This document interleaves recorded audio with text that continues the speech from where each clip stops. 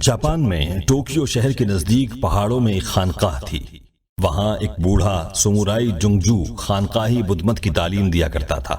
اس کے متعلق مشہور تھا کہ اپنی ضعیف العمری کے باوجود وہ دشمنوں کو چت کر دیا کرتا تھا۔ ایک دوپہر وہاں ایک ایسا نوجوان جنگجو پہنچا جو اپنے بے جھجک اور بے دھڑک پن کی وجہ سے جانا جاتا تھا۔ اس جنگجو کی ایک خصوصیت تھی کہ وہ بغیر حملہ کیے کسی کو بھی بھڑکا کر اس کا دماغ معاف کر سکتا تھا، یوں دشمن لڑائی میں پہل کر دیتا تھا۔ جنگجو جانتا تھا کہ بھڑکا ہوا مخالف کہیں نہ کہیں بے وقوفی کر گزرتا ہے، لہٰذا جنگجو موقع پا کر کامیاب حملہ کر کے مخالف کو پچھاڑ دیتا تھا۔ نوجوان اب یہی سب کچھ بوڑھے کے ساتھ کرنا چاہتا تھا تاکہ بوڑھے کی بڑھتی شہرت کا بھانڈا پھوڑا جا سکے۔ اس نوجوان جنگجو نے خانقاہ سے باہر ایک کھلی جگہ پر بوڑھے جنگجو کو للکار دیا۔ بہت لوگ جمع ہو گئے مگر بوڑھے نے نوجوان کو بہت انتظار کرایا۔ آخر بوڑھا بھی وہاں آن پہنچا۔ اس کے چہرے پر گہرا اطمینان تھا۔ اچانک نوجوان نے بوڑھے کی جانب کنکریاں پھینکتے ہوئے گالیوں کی بوچھاڑ کر دی۔ بوڑھا مطمئن کھڑا رہا۔ نوجوان کو بھی معلوم تھا کہ کوئی بھی مدبر اور تجربے کار شخص محض کنکریوں اور گالیوں سے بھڑک نہیں سکتا، لہٰذا اس نے اگلی چال چلی۔ اب نوجوان باقاعدہ طور پر بوڑھے کے آباء و اجداد کی شان میں گستاخیاں کرنے لگا۔ اسے کچھ نام معلوم تھے۔ بوڑھا مسلسل مطمئن حالت میں دیکھتا رہا۔ نوجوان کو حیرت ہوئی کیونکہ جنگجو قبائل کی ساری عزت و غیرت آباء و اجداد کے گرد گھومتی ہے، مگر بوڑھا کسی بھی طرح پگھل نہیں رہا تھا۔ کہیں وہ بہرا تو نہیں؟ اس دوران بوڑھے کے طلبہ آپے سے باہر ہونے لگے۔ اب نوجوان آخری حربے پہ آیا جس کی کم ہی نوبت آیا کرتی تھی۔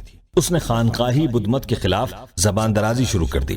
مکمل نظام کی موجودگی میں اسے 1.5 اینٹ کی جماعت کہا۔ اسے دھوکہ دہی کا الزام دیا۔ بوڑھے جنگجو کے متبرک اساتذہ کی شان میں مغلظات بکنے لگا۔ تمام نظام گیان و دھیان کو وقت کا ضیاع کہا، بلکہ یہ بھی کہہ دیا کہ عوام کو لوٹنے اور اپنی الگ سے باغی فوج بنانے کا نام خانقاہی بدھ مت ہے، اور اس سفاک نظام کا طریقہ یہ ہے کہ نوجوانوں کو نہ نظر آنے والے سبز باغات دکھاتے رہو اور خود ان کے مال پر عیش کی زندگی گزار لو۔ تاریخ گواہ ہے کہ دین و مذہب کے معاملات بہت نازک ہوتے ہیں۔ ان پر آئی آنچ کو کبھی برداشت نہیں کیا گیا۔ کئی اقوام اور تہذیبیں اس حربے کی نظر ہو کر معدوم ہو گئیں یا کشیدگیاں بڑھ گئیں۔ آخر کار نوجوان ہر وار بیکار جاتا دیکھ کر بوڑھے کے قریب آیا اور اسے دھوکے باز کہہ کر منہ پر تھوک دیا۔ جب جواب میں کچھ موصول نہ ہوا تو جان بوجھ کر مشتعل طلبہ کے قریب سے گزرا تاکہ طلبہ اپنے بزرگ معلم کو مارکہ حق و باطل میں گھسیٹ لیں، مگر حیرت انگیز طور پر طلبہ نے اسے ہاتھ بھی نہ لگایا۔ نوجوان مایوس ہو کر وہاں سے چلا گیا۔ بوڑھے جنگجو نے مجمع برخاست کیا اور اپنی خانقاہ میں چلا گیا۔ شام کو طلبہ کا ایک وفد بوڑھے جنگجو کے پاس پہنچا اور نہایت ادب سے کہا، اس نوجوان نے آپ کی اتنی بے عزتی کر دی بلکہ ہم سب کی ناک کاٹ دی، آپ مطمئن کھڑے رہے، آپ نے اپنی تلوار کیوں نہ نکالی؟ یقیناً وہ اکیلا تھا اور ہم سب آپ کے ساتھ تھے، اس کو زندہ جانے نہ دیتے۔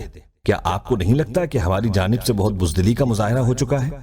سمورائی نے کہا، اگر کوئی شخص تمہارے لیے تحفہ لائے مگر تم تحفہ قبول نہ کرو تو وہ تحفہ کس کا ہوتا ہے؟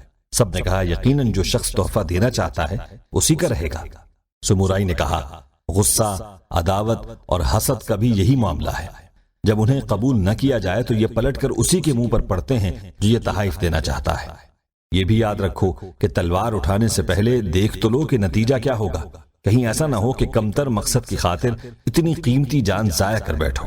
ہر خانقاہی روایت یہی تعلیم دیتی ہے۔ رات کے کسی پہر نوجوان جنگجو واپس آ گیا اور بوڑھے سمورائی جنگجو سے معذرت طلب کر کے حلقہ ارادت میں شامل ہو گیا۔